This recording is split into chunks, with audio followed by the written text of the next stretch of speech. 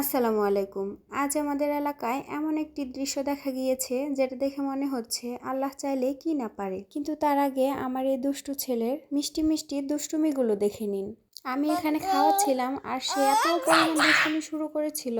আসলে খাওয়ানোর সময় সন্তান দুষ্টুমি করলে মনে হয় যেন পুরো বাড়িটাই এক মিষ্টি যুদ্ধক্ষেত্র।